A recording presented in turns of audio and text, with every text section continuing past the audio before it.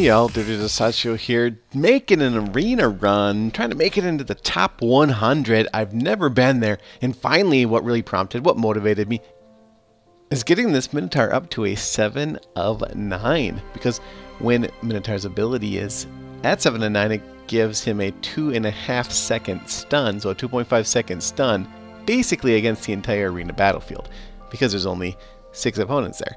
So you'll run up to him, touch him, because mine has Revitalize 5, and that's really the core strategy of the arena now. And this Minotaur has been basically an arena balancer.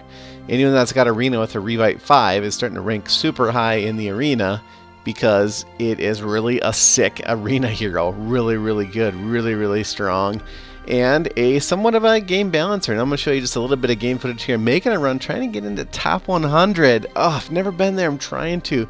Here we're going up against Rich Fit there, and here's what I'm doing is I'm running middle. And I'm kind of developing my strategy here. Essentially what I'm trying to do is I'm trying to take Spirit Mage, Reaper, up the middle there with Minotaur. Those 3 heroes, Reaper, Spirit Mage, and Minotaur, they all have an unlimited range. Meaning when they proc, their ability impacts everything on the board no matter where they are. Even if they're behind me, like the case of the arena. And essentially my goal is to take out the other team by using the long range abilities of those 3 heroes.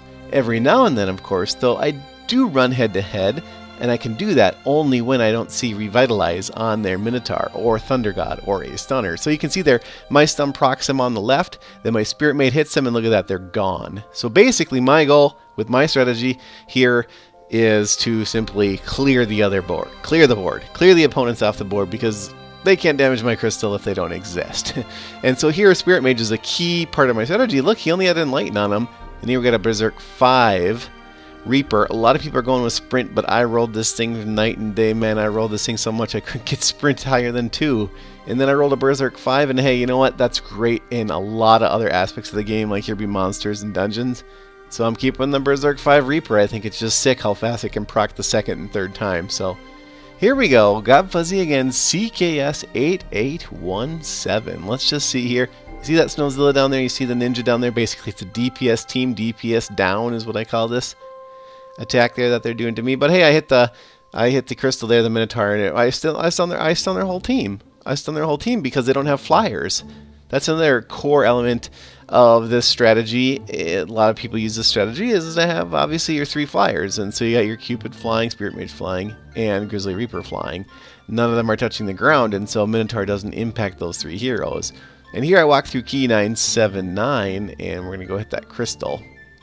And this is footage from a couple days, and this was actually many weeks ago. I achieved this, looks like on the 25th of June, so almost a week ago today. So, and I take out the crystal there, and that propels me up to rank 124.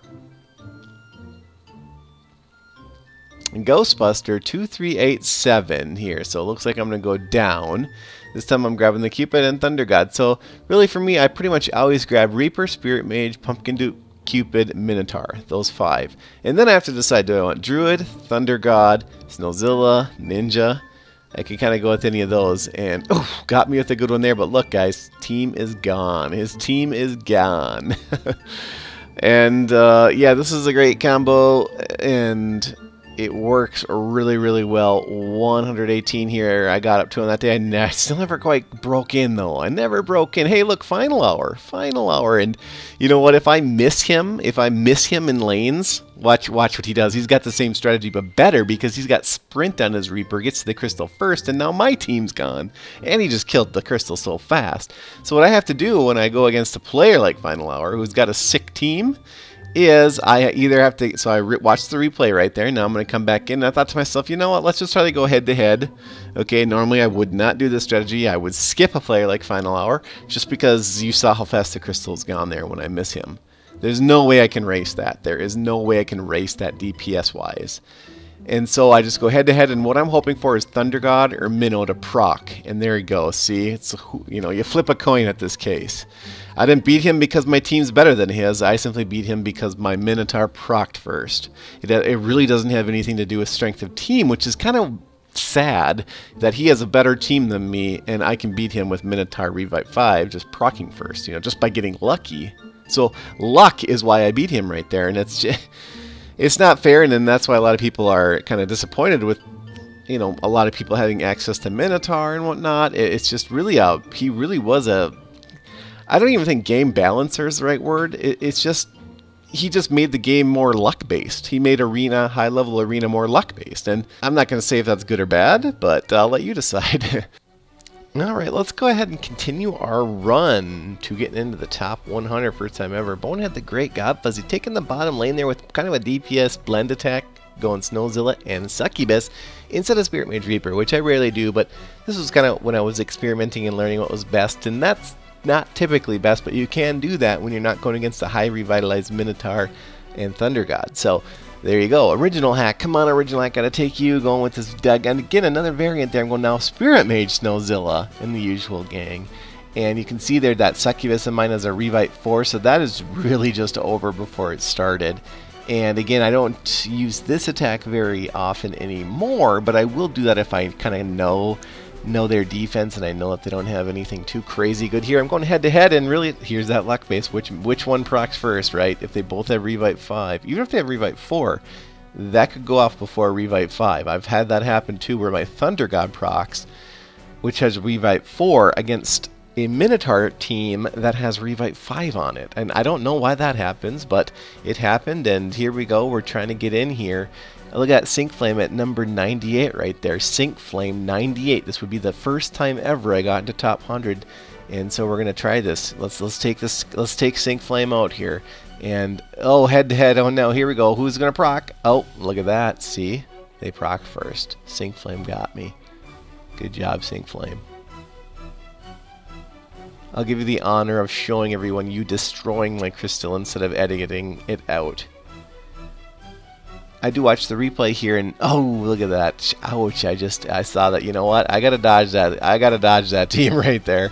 Because when you're attacking, you can put your heroes to the front edge of that circle right there, and that gives you an advantage. It means I'm gonna hit the crystal first. And that means my Minotaur is gonna proc first. And that means I have a pretty high likelihood of winning whenever my Minotaur procs first. And here I got my DPS team in. So Snowzilla and Succubus. Okay, Cupid, Pumpkin Duke, Minotaur. And I want to say Druid here. Oh, ouch, ouch. I took three. See that third one coming? That third Minotaur wave? But here I got him, 98. This was the first time ever.